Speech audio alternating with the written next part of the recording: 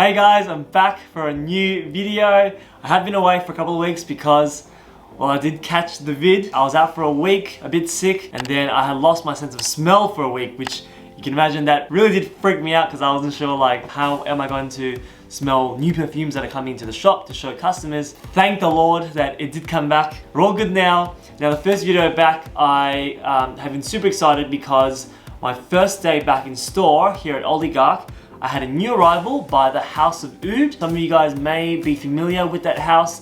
They do have a pretty extensive range of fragrances, and these four are all new ones that had just arrived. After I tried these perfumes here, I thought the perfect theme for this video would be delicious gourmands, because as I was trying them, I was like, whoa, these smells are just so yummy, scents that I don't really usually pick up in other fragrances. So I thought, what a great introduction for you guys. First video that I've done on the House of Oud as well to cover these four. So starting off, we have the first one.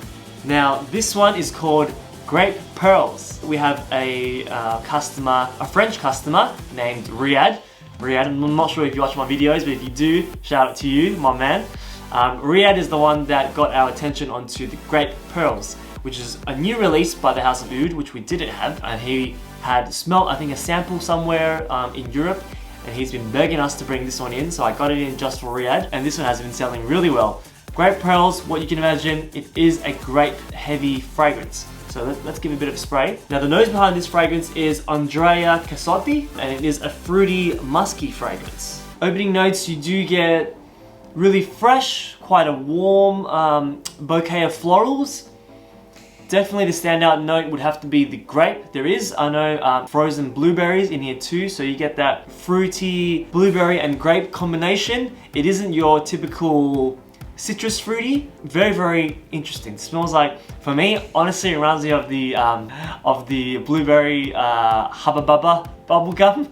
It smells a lot like that. Got this kind of candy gourmand bubblegum feel to this fragrance. Really good fragrance for spring summer when it's a sunny day. I wouldn't wear it on a colder day. I think performance wise it would probably blow off the skin if it's really windy. But when the sun's out and you know, you're starting to like sweat on the skin a bit, spraying this would bring out a lot of the sweetness from the fruits. Now performance wise, I have worn it before and I got 4 to 5 hours on this one. Not too bad. I did wear it on quite a mild day. So I do hope that on a really warm sunny day it performs a little bit better, but overall still a really good fragrance. In the dry down, it does have amber and vanilla and musk too, and there is oud in it, which, well, the brand is called the House of Oud, so you'd expect most of the fragrances to have oud in it. The way that they incorporate the oud though, it isn't your traditional Middle Eastern style of oud, so it isn't harsh. Honestly, smelling this, I don't pick up a note of oud at all. And this one was a special one for our customer request by Riyad. If you're after something sweet, something fruity, something fun to wear on a sunny day, Grape Pearls is one that I would recommend. The second one that we have here is one of the most interesting fragrances that I've smelt in a couple of months. Also again, a new arrival by the House of Oud. This one is called What About Pop? Some of the names of the fragrances by the House of Oud are a little bit more subtle than Grape Pearls, which you would expect to have grape in it. What About Pop? I didn't quite know what would be in it. Smelling it, now my first impression was that it's a very nutty and creamy almond fragrance. That's initially what I got. I still kind of get that milkiness, that almond creaminess, and almond a little bit like the one in the Xerjoff Casamarati's Italica, because it's quite milky as well. I had to open up the notes and have a look at what this bad boy has. First note popped out, salted popcorn. When I grabbed this and I smelled it again, can't believe it didn't click. It didn't click for me. 100%. Smells like a bag of salted popcorn. Very buttery popcorn. There's also a note of caramel in it. So if you guys have ever had, for me, my favorite popcorn is that popcorn that you get covered in caramel. It's really bad for your teeth, but it tastes delicious. And this is exactly what it smells like. Just like I said, there is this milkiness to it, so there's milk cream in it. And in the dry down, you have a combination of amber and vetiver. A really delicious, creamy gourmand to wear, if you're up for it. Personally for me, maybe a bit too sweet, a bit too tasty for me to wear. I'm not sure if I want to walk around smelling like a bag of popcorn. but you know, to each his own. On a sunny evening, if you're going out on a date, maybe for a movie, this might be one that you actually would consider wearing. Now the next one we have here, this one is called Keep Glazed. When I first thought about that name, what came to mind was that I was hoping this would be like a glazed donut. My favorite donut is the Krispy Kreme donut. Super bad for you, very, very fattening, but live a little. The nose behind Keep Glazed is Christian Calabro and Andrea Cassotti, so both of them collaborated to make this fragrance. The first note, as soon as I sprayed it, the waft in the air right now is this kind of icy, creamy mango. So I get this mango note. It said that there's like a iced lemon and like a frozen mango in this fragrance. A little bit different to what I thought. I thought that maybe it'd be like a sweet gourmand donut scent, but more of a fruity scent. In the heart, you have an infusion of raspberry, honey. It's described as a fruity tobacco, which when I do think about it, it is quite a sweet tobacco because of all those fruity elements in it with the this kind of lemon and mango and raspberry. It does make the tobacco very, very fruity. Yeah, actually, yeah.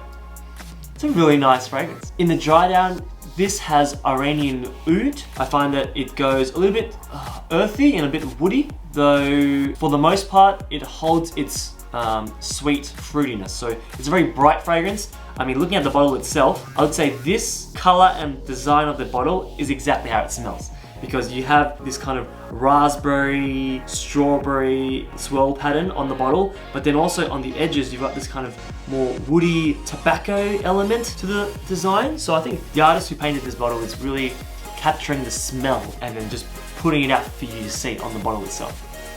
This is a really nice fragrance. Another spring summer. I'm finding 3 for 3. Well, I guess the first two, the grape and this mango raspberry lemon perfume here, these two are definitely more of your hot sunny days. The What About Pop, this popcorn one, probably could wear it in the evening. I might not wear it for winter. I don't know if it would really stick. On the evening, going out, I think you definitely could pull this off. And finally we have the last one, Crop, which was made most recently. This is their limited edition fragrance. So every year, the House of Oud comes out with one limited edition fragrance.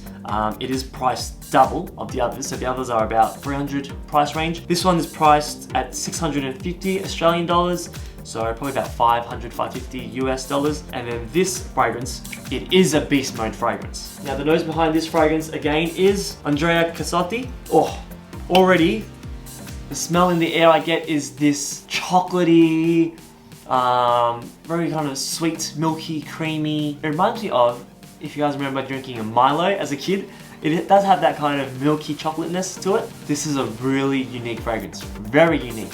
It's unique like, there's a perfume that I've reviewed before called Chocolate Makes Me Happy, and that is a chocolate mandarin orange. This one's very different. This one is like your creamy chocolate, oud and milky. So the notes in this is oud, so agarwood and cacao. So you get that kind of cacao chocolateness. With oud, it isn't a harsh, pungent oud. I don't really pick it up that strong, to be honest with you. I get more of a creaminess and milkiness to the cacao. This is one that you're gonna get your nose on. I feel like it'd be a crowd divider. Probably 50% of people would really love it and want to wear it.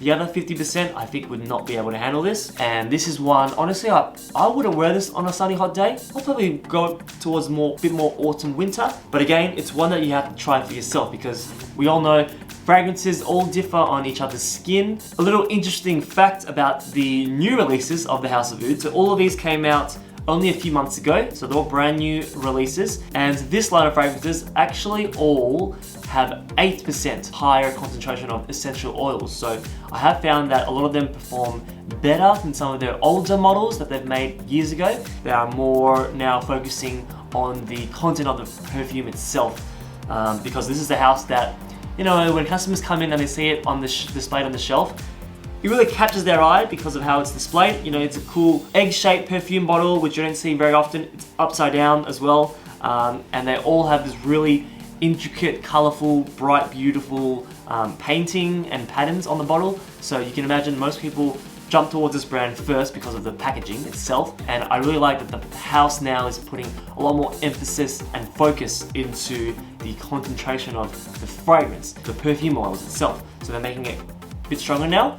I'm finding that they're longer lasting, I'm finding that they're getting better feedback from customers as well. We've been selling more of this brand.